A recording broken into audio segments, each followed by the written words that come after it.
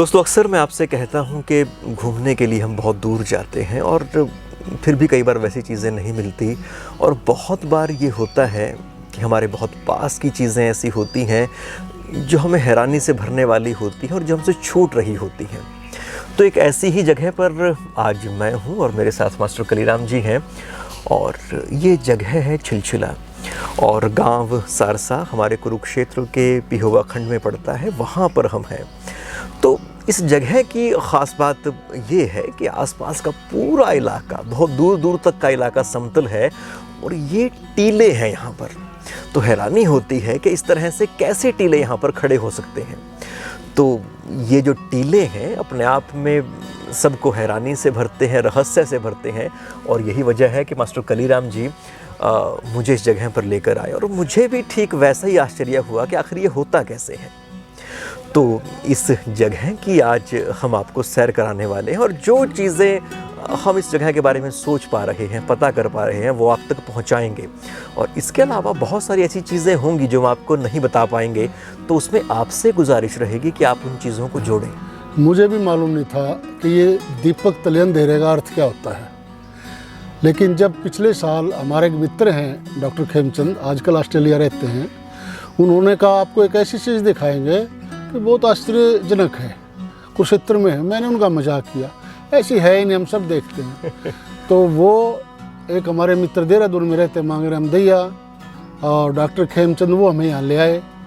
जैसे ही हमने एंट्री की, अब गांव से आए हम, इधर पर बनावा से आए, गांव से निकल कर सारसा से निकल कर आए, तो जैसे जैसे खेत नजर आए, खेत के जैसे ही खेत खत्म हुए तो कार ऐसे चढ़ती जैसे हल्के पहाड़ों पर चढ़ाई चढ़ती। और वो मिट्टी, तो मिट्टी के जैसे हम आए, आके देखते ही आश्चर्यजनक हुआ। बड़ी आश्चर्य की बात है। और एक बरगद का पेड़ हम देख ही रहे हैं, जो साथी आप भी देख रहे होंगे, जिसकी लगभग 20-25 के करीब टहनियाँ हैं। और हम उस वक्त तो यहाँ जगह थी, तीनों लाठी लेके 2-3 टिल्लों पे गए, तो मुझे बहुत जिज्ञासा हुई कि ये तो बड़ी वास्तविक चीज़ है। आखिर कब बनी, किसने बनाई, क्या उद्देश्य हो सकता है। दोस्तों, इस जगह के बारे में अगर आप यहाँ पर आते हैं तो अगर आप थोड़ा सा और चिंतन करना शुरू करते हैं गहराई से, अगर हमारे दोस्त भी और हम भी अगर देखें तो पाते हैं कि ये जो असल में टीला है, इसके पीछे वैसे तो बहुत सारी कहानियाँ कही जाती हैं। बहुत सारे लोग तो कहते हैं कि पांडवों के दौरान की ये घटना है, उन्होंने अपने घोड़ों के लिए ऐसा किया। जैसा कि हमारे यहाँ बहुत बड़ा इलाका है जिसको हम हर जगह को पांडवों के साथ, महाभारत के साथ जोड़ देते हैं। पर अगर इसको थोड़ा सा माइन्यूटली आप ऑब्जर्व करें तो पाएंगे कि जो पीछे एक पूरी झील है, एक बहुत बड़ा तालाब है, तो कहीं ना कहीं उस तालाब की जो खुदाई है, उससे जो मिट्टी निकली है, तो उसकी बदौलत ही इन इतने बड़े टीलों का निर्माण हुआ है। पर हैरानी बात जो करती है सर, वो यही है कि आखिर इतने बड़े प्रोजेक्ट का संकल्प लिया किसने। ये किसी निजी व्यक्ति ने इसमें रुचि दिखाई, या बहुत बड़े समुदाय ने रुचि दिखाई, या अंग्रेज़ों के इसके पीछे हित थे। हमने काफ़ी लोगों से पता करने की कोशिश की, चाहे वो सारसा गांव के निवासी हों, चाहे जहां पर हम बैठे हैं यहाँ के इस डेरे पे रहने वाले लोग हों, पर कोई इसके बारे में सही नहीं बता सका कि आखिर ये टीले कब अस्तित्व में आए। पर मित्रों, इतना ज़रूर है कि अगर आप इन टीलों पर आते हैं और आप यहाँ की मिट्टी को अपने हाथ में लेते हैं, तो आप पाते हैं कि ये जो मिट्टी है वो चिकनी नहीं, ये वो मिट्टी नहीं जो हमारे खेत की ऊपरी सतह में होती है।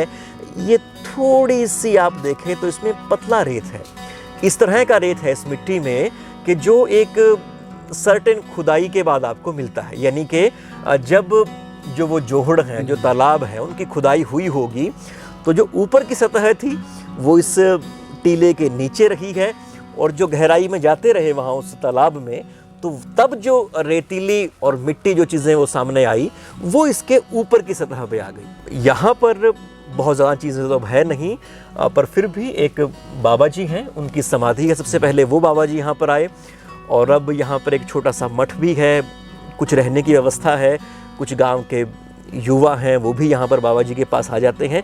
तो इस तरह से एक ये छोटा सा एक ये स्पॉट जैसा बन गया है।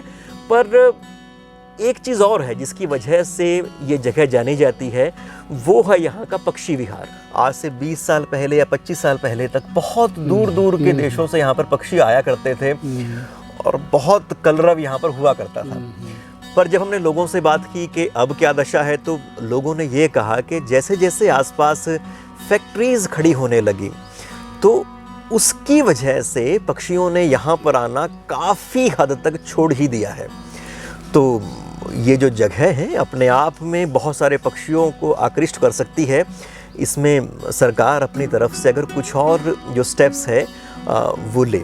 गांव से एक व्यक्ति अभी थे हमारे साथ, उन्होंने हमें बताया कि पुराने समय में जब अंग्रेज़ी राज था तो यहाँ पर अंग्रेज़ लोग शिकार खेलने भी आते थे और गांव के लोगों को बहुत थोड़े वो पैसे उस वक्त दिया करते थे, उसके लिए वो उन शिकारों को हाँकते थे और फिर एक ऊंचाई पे खड़े होकर वो उन जानवरों का शिकार किया करते थे। तो ये इस जगह के साथ एक और बात जुड़ी है। इसके अलावा गांव के जो 100 साल के भी बुज़ुर्ग होकर गुजर चुके, वो भी इस जगह के बारे में इससे ज़्यादा कुछ नहीं बता सके कि ये महाभारत कालीन एक जगह है या पांडवों से जुड़ी एक जगह है। तो ये क्यों तालाब खुदा, इसके पीछे क्या कहानी थी, अगर ये सामने आ जाए तो इस इलाके के बारे में एक बहुत बड़ी तस्वीर साफ होने में हमें मदद मिलेगी। इतिहास यही है इसका कि पांडवों के समय में जो है भीम ने आके ये तालाब खोदा था। भीम ने 2.5 टाक मारे थे जिससे ये सरोवर बना। फिर ये आज से 80-85 साल पहले अपने बाबा जी यहाँ पे आए थे, उन्होंने यहाँ तपस्या की, अंत में उन्होंने यहाँ यहीं समाधि ली और जो है उन्होंने ये बर्ड की रचना की थी, ये लगाया था। जबकि मैं बचपन के से आज 40 साल को हो लिया, ये टिब्बे जो है ना ये आधे नहीं रह रहे हैं इस टाइम, तो बहुत ऊंचाई के थे और ये गहराई बहुत थी क्योंकि बह के जो बरसात के कारण ये कम हो गए। ये गौचरांत के थी जी। अच्छा जी। फिर उन्हें वन विभाग वाले ने कुछ सालों के लिए, हमारा एक सरपंच था उस पर तो ले ली थी। अच्छा उस टाइम वो टाइम पूरा हो लिया, हमारा सरपंच था, किसी ने गौर नहीं करी, केस नहीं कराया किसी ने, भाई हमारे पे वापस आनी चाहिए हमारे पे, इसका टाइम पूरा हो लिया जितने दिन के लिए हमने ये दी थी।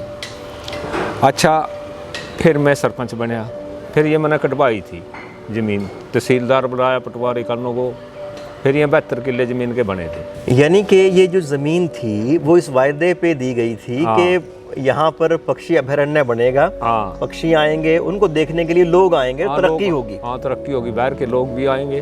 पर आपके मुताबिक अब वो जो काम है उसकी तरक्की का, वहाँ पर पक्षियों को लाने का, वो सिरे चढ़ नहीं पाया ना।